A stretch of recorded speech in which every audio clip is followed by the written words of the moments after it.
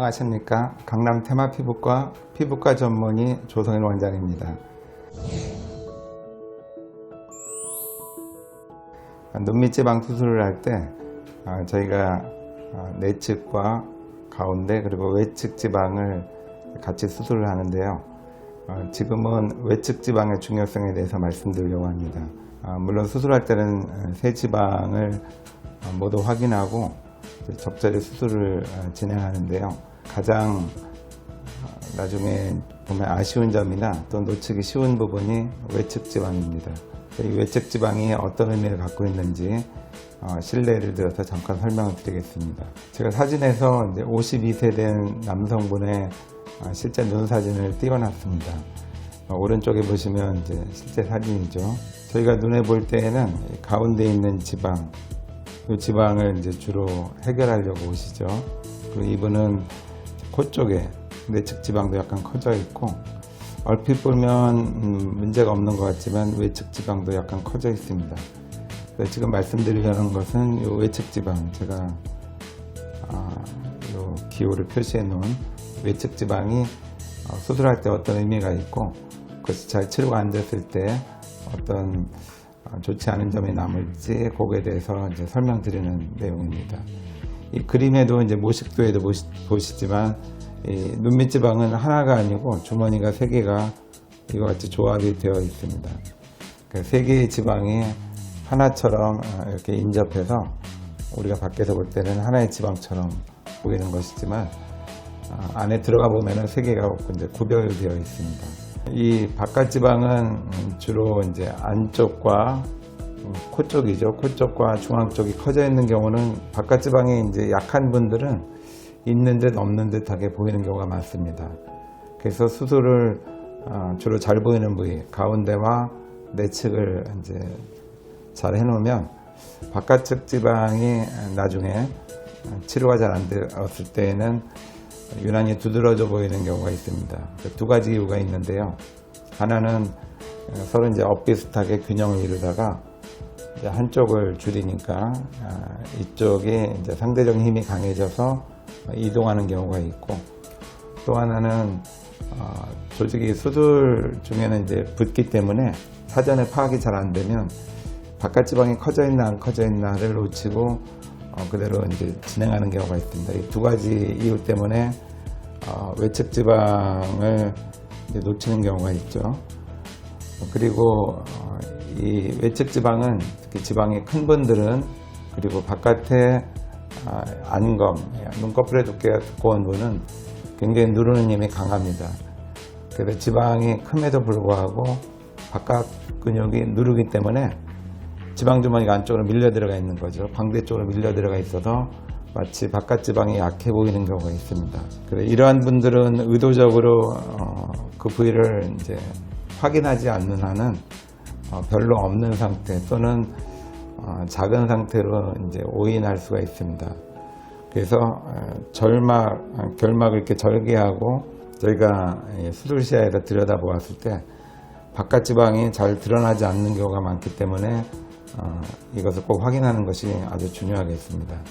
그 세 번째 이제 특징은 이 바깥 지방과 중앙 지방 사이에는 경막이 있습니다. 이 경막에는 중요한 혈관들이 지나가서 이 혈관들이 혹시 수술 중에 상처를 받게 되면 출혈이 좀 크게 될 수도 있습니다. 이러한 이유로 바깥 지방 수술을 조심해서 하거나 생략하는 경우가 있는데요. 이 혈관 부위를 잘 확인해서 우회해 가지고 바깥 지방을 잘 치료한다면 충분히, 특별히 출혈의 어떤 위험을 더 높이지 않고서도 잘 치료할 수 있습니다.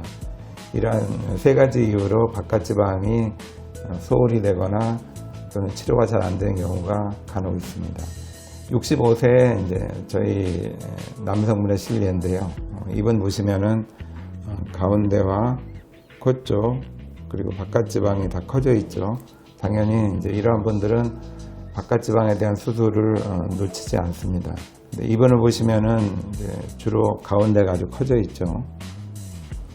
그리고 바깥 지방은 있긴 한데 조금 작게 보입니다. 근데 이분은 이제 바깥 피부가 두꺼운 분들이죠.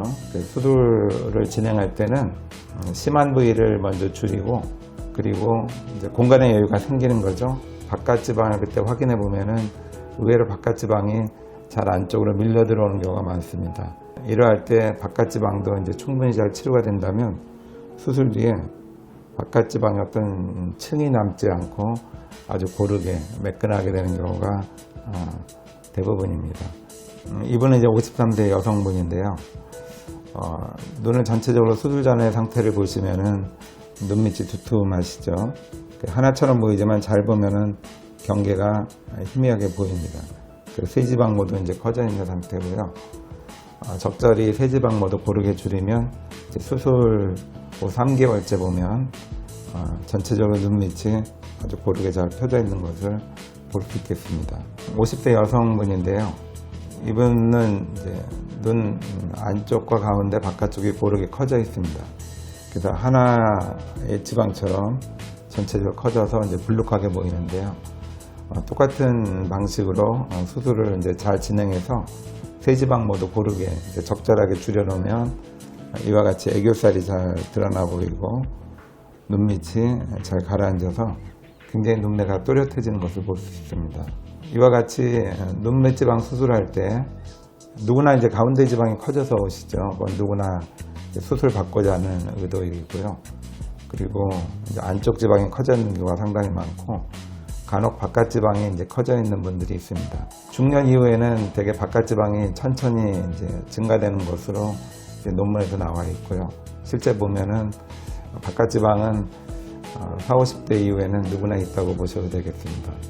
이러한 분들을 특히 이제 수술을 진행할 때 우선 심한 부위를 먼저 줄이고, 그리고 바깥 지방 부위를 저희가 세심하게 잘 확인해서 바깥 지방을 덜 치료되는 부분이 없도록 잘 수술을 진행하면 아주 전체적으로 고르게 깨끗하게 가라앉힐 수 있겠습니다.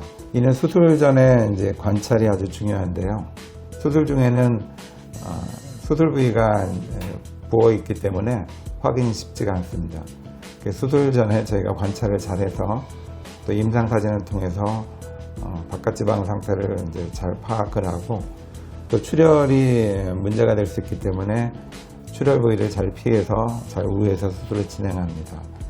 특별히 바깥 지방을 적극적으로 치료한다 할지라도 출혈이 더 증가되거나 출혈로 인한 문제가 더 커지지 않습니다. 세 번째는 적절한 수술 기술이 필요할 때가 있는데요. 특히 바깥 지방이 광대 쪽으로 좀 밀려 있는 분들은 결막을 열고 들어가서 잘 보이지 않는 경우가 있습니다. 이럴 때는 지방 돌출이 의심되는 부위를 외부에서 적절히 압박을 가하면 지방이 안쪽으로 밀려 들어오는 경우가 많고요. 그때 봐서 저희가 적절한 방법으로 지방을 제거하겠습니다.